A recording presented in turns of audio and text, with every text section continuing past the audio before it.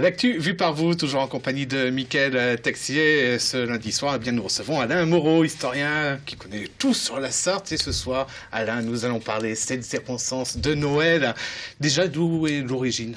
D'où vient l'origine de Noël, du Père Noël, tout Alors ça? là, je vais vous étonner, c'est un dieu scandinave, c'est Odin qui a commencé à descendre sur Terre. Odin qui était pourtant le dieu de la guerre, hein, mais il descendait sur Terre pour distribuer des cadeaux aux petits-enfants scandinaves. L'origine est partie de là, en fait. Hein. Et le fait de la célébration un 25 décembre. Alors, bon, c'est parce que, en fait, à l'origine, il y avait une fête païenne et elle était fixée lors des jours les plus courts de l'année, lors du solstice d'hiver. Hein. Et puis, je ne sais plus quel pape a décidé qu'après tout, c'était très bien de prendre la suite d'une fête païenne qui était déjà largement célébrée bien avant la naissance du Christ. Oui, ça permettait en fait que cette fête, cette célébration s'implante encore mieux dans la population, en fait. Tout à fait, absolument. On en faisait une fête religieuse et une fête chrétienne. Et au départ, comment est-ce qu'on célébrait Noël? J'imagine que ça n'avait rien à voir avec ce dont on va célébrer dans 10 jours maintenant. Alors au départ, 9 jours. Oui, au départ, je ne sais pas trop comment ça se passait parce qu'on n'a pas tellement de documents, mais à partir du XVIIe siècle, on sait comment ça se passait et on sait bien comment ça se passait dans le Maine en particulier, dans notre région. Alors c'était assez émouvant de simplicité, hein. C'était pas une débauche de cadeaux comme maintenant. Eh bien le père de famille, le soir de Noël, éteignait son foyer. Le foyer, vous savez qu'il brûlait toute l'année, parce que le foyer, ça servait à cuire la nourriture, à se réchauffer quand il faisait froid, etc.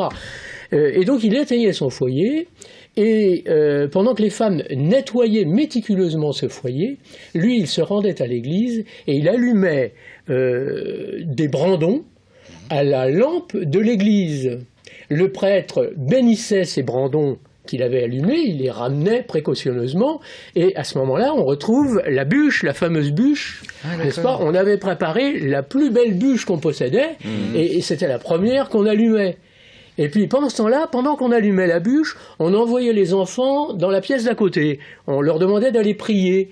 Et pendant ce temps-là, on disposait les cadeaux. Il y avait déjà des petits cadeaux de chaque côté de la bûche. Et on disait que c'était la bûche qui donnait les cadeaux aux enfants. Ah, c'est étonnant. Donc à l'origine, le Père Noël, c'est un bout de bois, quoi, ce que vous nous dites. Eh ben, c'est un petit peu ça. Pour résumer, quand même... un peu rapidement. On parle de bois, mais est-ce que le sapin a toujours est une vraie tradition de Noël, le sapin, ou c'est quelque chose d'assez moderne? Alors, c'est quelque chose d'assez moderne. C'est apparu en Alsace au XVIe siècle.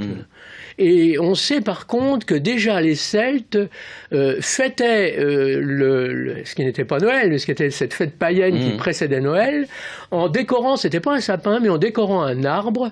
Et donc vous voyez que ça a des racines donc vraiment très anciennes. Déjà autour de l'arbre, en fait, voilà, ce moment. Voilà. Et puis quand les Alsaciens, vous savez, après la guerre de 1870, beaucoup d'Alsaciens ont refusé de devenir allemands.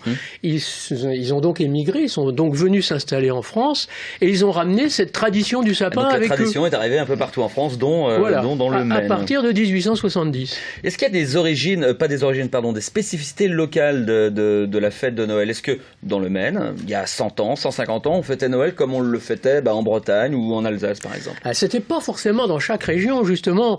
Les petits cadeaux qu'on disposait de chaque côté de la nouvelle bûche, ça c'était spécifique au Maine. Et il y avait justement un gâteau dont j'ai perdu le nom, c'était les coquelins. Les fameux coquelins, c'était des gâteaux sur lesquels on avait collé des petits oiseaux. Et ça, cette tradition s'est perpétrée presque au milieu du XXe siècle, particulièrement en Sarthe et particulièrement dans la région du Mans. Parce que on connaît la signification de ces petits oiseaux, non? Non, on la connaît pas. Ça se faisait comme ça depuis des siècles et on ne sait pas pourquoi, mais ça s'est perpétré. On devrait d'ailleurs y revenir. C'était vraiment, c'était merveilleux, les petits gâteaux avec des petits oiseaux dessus. Parlons un peu du Père Noël. Avant, on l'appelait pas Père Noël, on le disait Bonhomme Noël. Oui, alors là encore je vais vous étonner, c'est George Sand qui en 1855, pour la première fois, a parlé de Père Noël. Jusque-là, effectivement, on parlait de Bonhomme Noël. Mais vous savez, le Père Noël ne n'a commencé vraiment à distribuer ses cadeaux en France qu'après la Seconde Guerre mondiale, n'est-ce pas? Nos parents ne l'ont pas forcément connu. Enfin, mes parents à moi, en tout cas. Vous êtes très jeunes, messieurs, mais en tout cas, vos grands-parents n'ont pas connu le Père Noël, n'est-ce pas?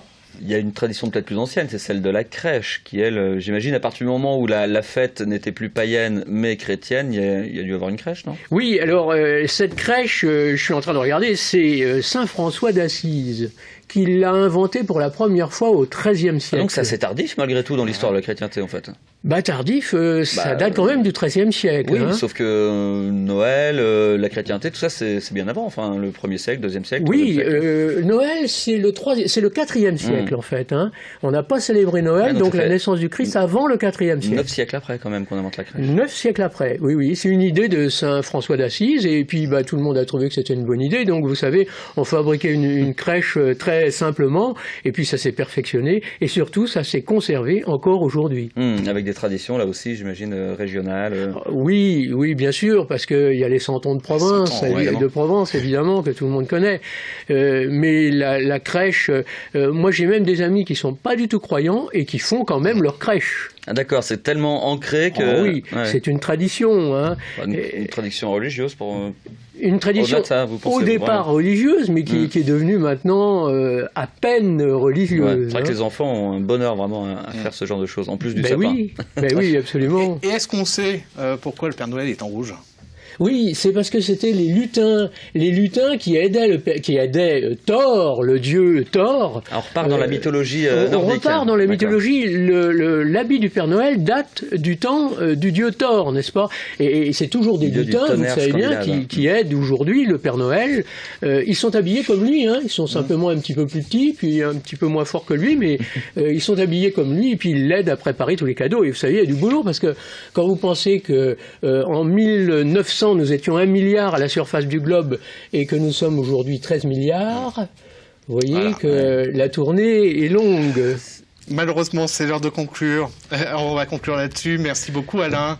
Si vous voyez Père Noël, vous lui dites bonjour, qui passe bien sûr de partout. Et joyeux Noël. Joyeux Noël. Bonne fête de fin d'année, Michael également. Bonne fête à vous. Merci. Et ce mardi, c'est l'actu vue du campus.